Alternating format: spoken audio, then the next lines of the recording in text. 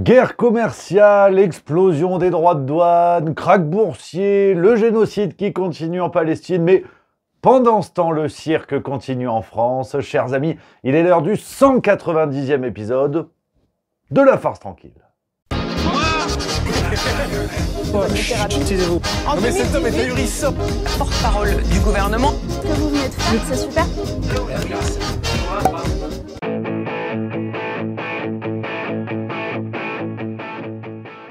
Les copines, les copains, très heureux de vous retrouver une fois de plus pour ce nouvel épisode de La Farce Tranquille. Votre rendez-vous, vous le savez, depuis plus de 2 ans maintenant. Le rendez-vous où on décrypte l'actualité politique partie par partie avec toutes les dingueries. Et inutile de dire que ces derniers temps, les sujets sont nombreux, les pépites sont nombreuses. Alors, si ça vous plaît, n'hésitez pas comme d'hab à vous abonner, mettre le pouce bleu à cette vidéo pour nous donner de la force. Vous, les fidèles de la famille Juste Milieu, on est tous ensemble, plus que jamais. Alors, je vous l'ai dit, les amis, les sujets sont nombreux en ce moment, et notamment sur la scène internationale. C'est une petite folie. Vous avez vu Donald Trump qui sort la carte de l'explosion des droits de douane. Alors, il y a un intérêt financier sur des questions de dette aux États-Unis, en tout cas de taux d'intérêt pour la dette. Trump fait une petite manipulation assez dangereuse, mais qui est intéressante pour les États-Unis, avec une nouvelle démonstration de l'impérialisme américain qui en est aujourd'hui à provoquer un krach boursier ou simili-krach boursier, simplement pour défendre des intérêts américains. Voilà, donc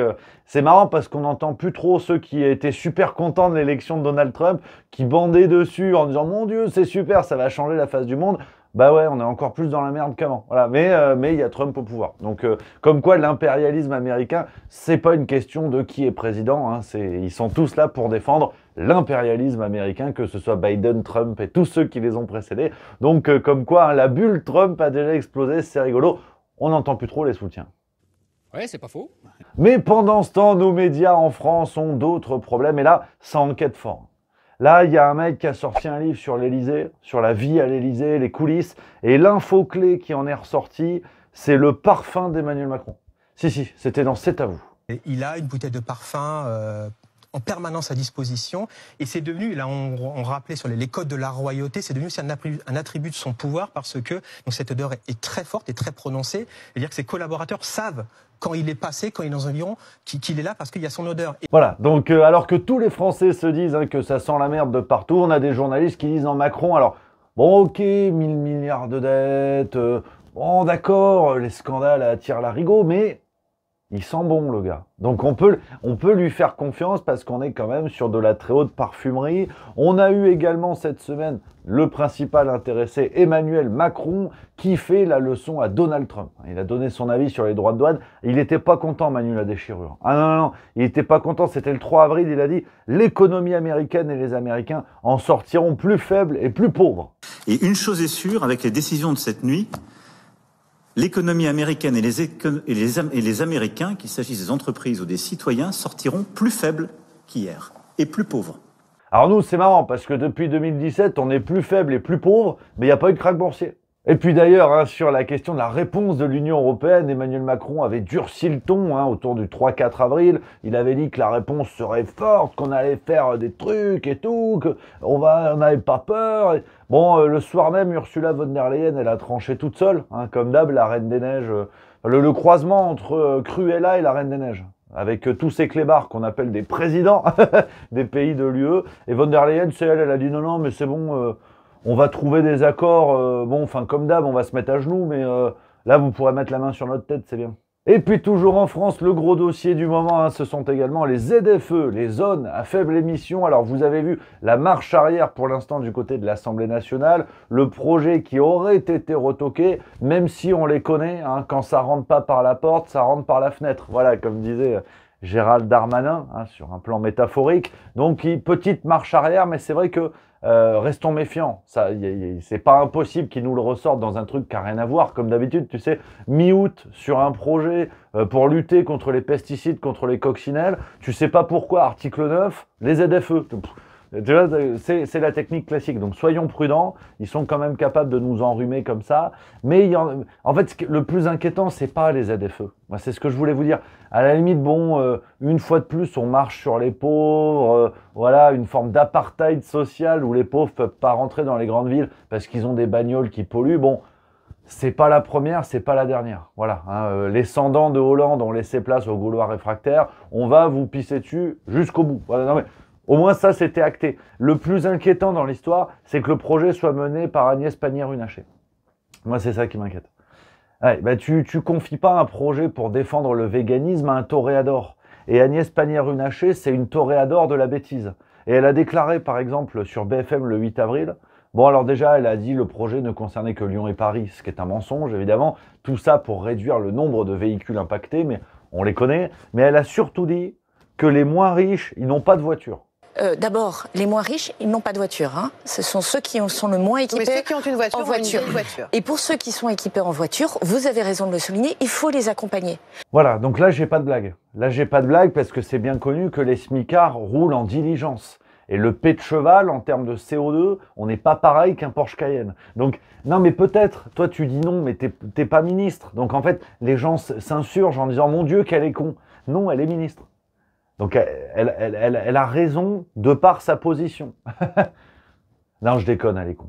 Et pendant ce temps, la tournée zinzin continue. Les amis, plus que jamais, c'est un bonheur. C'est un bonheur et un véritable raz-de-marée. Vous êtes toujours plus nombreux dans les salles. C'est un honneur et un bonheur de pouvoir vous rencontrer après chaque spectacle, de donner du sens et de la vie à l'aventure Juste Milieu, les amis. Donc, les prochains rendez-vous qui arrivent, c'est Alès, le 12 avril, donc c'est pas loin, dans le Gard, à côté de Nîmes. On a également Bordeaux, le 17 mai, chez les Girondins, on va se régaler. Et Troyes, le 29 mai. Je vous donne les dates en avance, parce que comme on est souvent complet, tardez pas trop. Sinon, dans l'actualité partie par partie, on commence avec La République En Marche et on a notre racaille ministérielle, la Diams de la culture, Rachida Dati, alors que dans le cadre de l'étude du projet France Média, alors je vous explique, c'est pour les projets à la con en ce moment, bon, il y en a un, c'est celui-là, ils veulent réunir tout ce qui est radio publique, télé publique, dans une holding, donc là, une holding, donc c'est plus pareil, ça va être une structure, le nom est américain, donc ça, il y a un côté Wall Street. Et ils veulent réunir tout ça pour faire pareil. Voilà, pour faire exactement pareil, mais ce sera dans une holding. Donc peut-être ça permettra de détourner encore plus d'argent public, je sais pas. Et Rachida Dati, en pleine commission d'études du projet, elle a dit, concernant une intervenante, elle a dit « je vais la frapper ». Voilà, je vais la taper, excusez-moi, je vais la taper. Libération s'en est fait l'écho. Donc voilà notre racaille ministérielle. On aura eu les doigts d'honneur de Dupond-Moretti. On a désormais les menaces physiques de Rachida Dati. Alors, curieusement, alors là par contre, je ne me l'explique pas, les médias n'ont pas trop relayé. Non. Bizarre. L'info est sortie par Libération, depuis on n'a pas eu d'écho parce que c'est quand même une ministre de la Culture qui menace physiquement une intervenante en commission parlementaire. Peut-être qu'ils n'avaient pas eu le temps, je sais pas. Pêle-mêle, on a eu aussi également François Bayrou qui nous annonce qu'il serait favorable à une fusion entre le MoDem et Renaissance, donc la Macronie, pour, je cite, l'unité du centre. Voilà. C'est un peu comme des frères siamois qui sont collés par le bassin.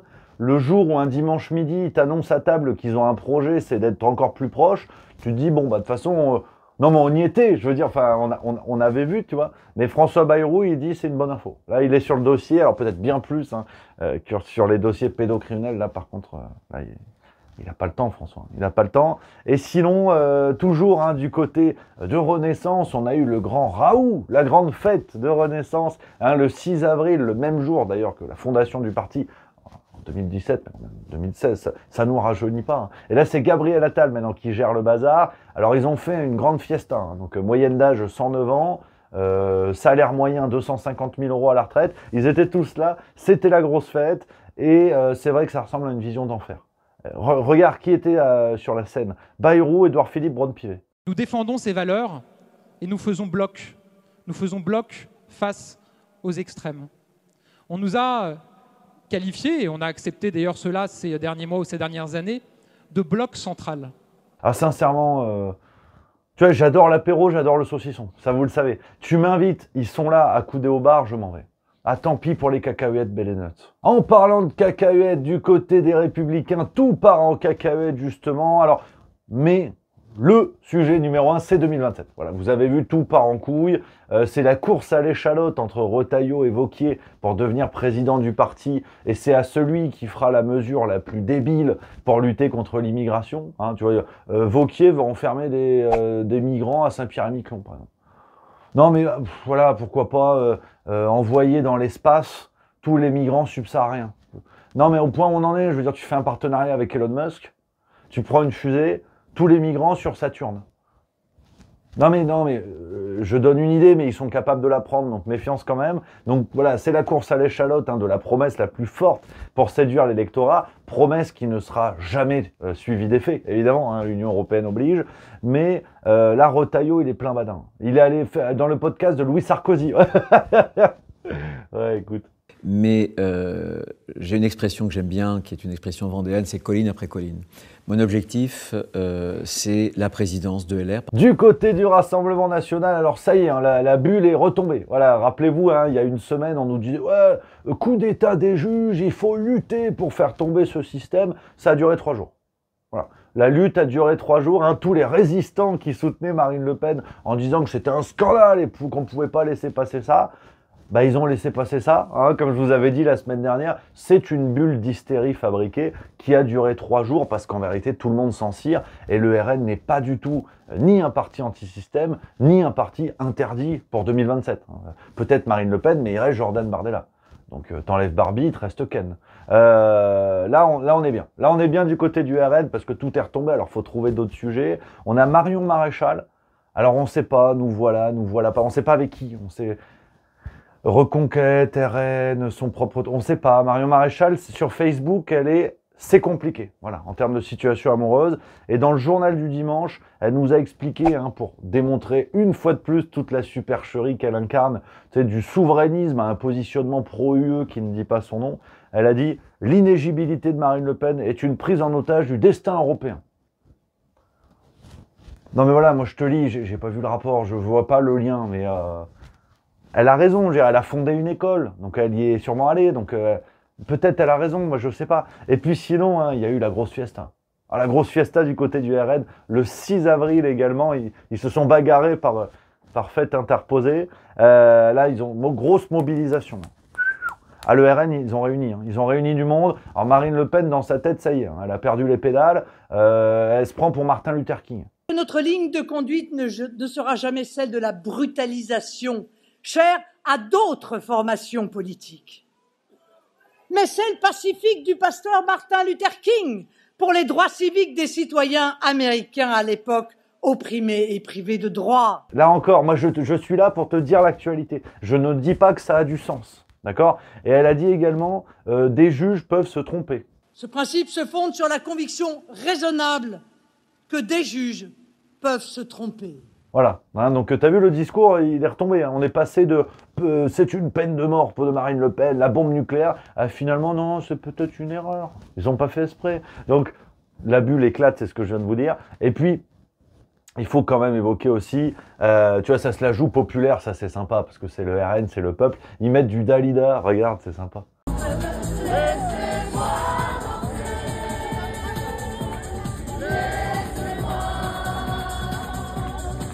Alors, bon, faut analyser 2 minutes l'histoire, parce que pour être cohérent avec ce que je vous disais la semaine dernière, les amis, le RN a créé une bulle d'hystérie, parce qu'en vérité, ils ne sont pas anti-système, quand bien même, ils ont rehaussé la mayonnaise là-dessus, ils ne sont pas interdits en vue de 2027, donc finalement, voilà, on va pas refaire ce que je vous ai dit déjà la semaine dernière, donc je vous renvoie vers le précédent épisode pour avoir mon avis sur la condamnation. Mais de manière plus large, le RN s'est définitivement embourgeoisé. J'entends par là qu'ils ont voulu se dédiaboliser, ils ont voulu appartenir au système, donc ils sont traités comme tels, c'est-à-dire comme des soumis que l'on va condamner s'ils font pas ce qu'il faut. Et le RN s'est tellement embourgeoisé que vous noterez que la grande manifestation du RN, elle était à Paris. Et le gros de l'électorat, des 11 millions d'électeurs du RN, ça n'est pas à Paris. À Paris, ils étaient entre 7 000 et 10 000. Donc pour vous dire, c'est rien, c'est absolument rien. Mais c'est la preuve que le RN est devenu un parti bourgeois qui appartient entièrement au système et qui a oublié que ses militants n'étaient pas à Paris. C'était des militants de la France périphérique, de la France des terroirs, et que appeler à Paris pour une grande manif qui en vérité était un coup d'épée dans l'eau assez ridicule, c'est la preuve que le RN a oublié sa véritable force, que sont les militants de terrain. Et c'est aussi ça, la dédiabolisation. Du côté de la France insoumise, on a Antoine Léaumont en commission à l'Assemblée nationale qui a dénoncé Morandini sur CNews, séquence intéressante. Une dernière question peut-être spécifique sur la question des violences faites aux enfants et aux adolescents. Puisque en l'occurrence sur votre chaîne de télévision, vous embauchez une personne qui a été condamnée en appel pour des faits de corruption de mineurs. J'aimerais savoir si vous considérez qu'il est normal, légitime, de donner de l'audience à cette personne sur votre chaîne de télévision. Alors, vous allez dire, ouais Rémi, tu gueules toujours, t'es toujours grognon. C'est vrai que quand j'ai faim, je suis toujours grognon. Mais là, je suis grognon et j'ai pas faim. Parce que Antoine Léaumont, ce qu'il dit sur Morandini est juste. C'est pas moi qui vais vous dire le contraire. Je suis absolument d'accord qu'un type comme ça soit à l'antenne, c'est un scandale. Cependant, c'est toujours marrant avec la France insoumise parce que la pédocriminalité, ça leur sert pour dénoncer des ennemis politiques. Mais l'affaire Cottineau, ben non, hein, quelqu'un qui a été enrôlé chez la France insoumise, qui les a représentés à des élections municipales, qui a été au centre d'une affaire de pédocriminalité terrible, gravissime. Là, Léaumont, il n'a pas parlé. Il n'est pas intervenu pour dire, effectivement, on avait quelqu'un comme ça chez nous, on a géré le dossier. Tu vois, même pour se rehausser du col, il aurait pu l'évoquer. Donc attention quand même aux instrumentalisations de la pédocriminalité, parce que ça aussi, c'est la preuve des lâches et des ordures. Du côté du Parti Socialiste, sinon, alors là, on atteint l'annapurna de l'indécence. Et je ne pensais pas que c'était possible, mais Parti Socialiste. Donc ils sont capables, pour commenter la condamnation de Marine Le Pen. Tu sais, qui remettent en doute les juges et tout, c'est pas bien. Hein, les médias mainstream nous disent, oh, on fait pas ça. Ils ont demandé à qui? Cahuzac, Jérôme Cahuzac, ouais. LCI sont allés chercher Jérôme Cahuzac le 5 avril. Et il a dit, non, c'est pas bien, on peut pas faire ça. Je trouve que je n'en ai pas le souvenir dans l'instant, mais que j'ai constaté ce qu'il avait été, puisque, malheureusement pour elle, on rappelle des déclarations qu'elle avait pu faire à mon propos, en indiquant qu'un responsable politique compromis dans des délits financiers devrait être déclaré inéligible à vie. Non mais je veux dire, à ce rythme-là, pour parler de l'affaire Morandini, inviter Nordal Lelandais. Non mais au moins on est cohérent, tu vois. C'est vrai qu'en même temps, ils savent de quoi ils parlent, les gars. Hein, faut pas se mentir non plus. Ça leur fait une différence avec la majorité des journalistes. Ils savent de quoi ils parlent. Sinon, du côté du PS, hein, pour rester dans l'indécence, le PS prépare la prochaine escroquerie. Alors, pareil, je suis pas devin, je lis les journaux, je vous le dis, vous en faites ce que vous voulez. On a Arthur Delaporte. C'est vrai qu'au départ, Arthur Delaporte, on dirait une marque de carrelage. Tu sais, quand tu vas chez Monsieur Bricolage, je vais vous prendre 500 balles Arthur Delaporte.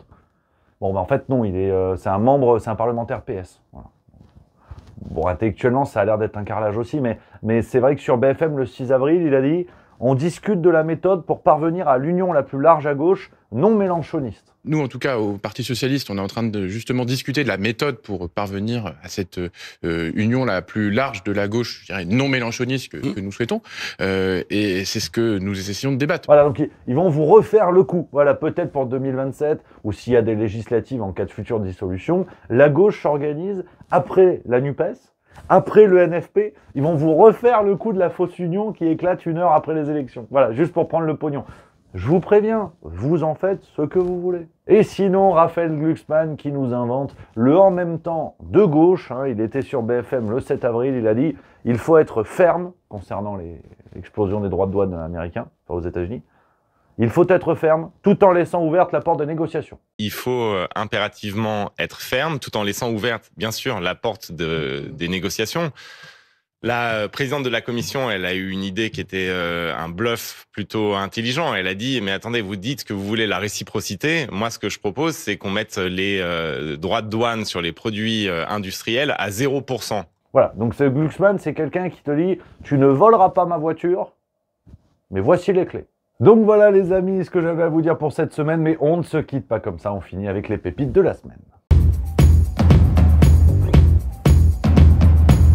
Et cette semaine, 2 petites choses avec Robert Ménard sur CNews, on peut lui faire confiance. Le 4 avril, il a dit « L'Algérie est un régime de kleptomanes et de merde ». C'est un régime de kleptomanes. C'est un régime... Allez, c'est un régime de merde. Alors déjà, bon, pensez à nos amis algériens, parce que c'est vrai que celle-là, elle pique un peu. Mais le problème, c'est que c'est une fake news. Parce que s'il y avait que des dirigeants de merde en Algérie, Robert Ménard serait en Algérie.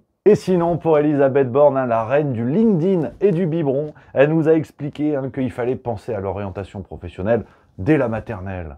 Il faut se préparer très jeune, enfin dès le départ, presque depuis la maternelle, à réfléchir à la façon dont on se projette dans une formation et dans un métier demain. Donc voilà les amis, ce que j'avais à vous dire cette semaine. On va se retrouver très bientôt pour de nouvelles vidéos, vous le savez. En attendant, prenez soin de vous et à très bientôt.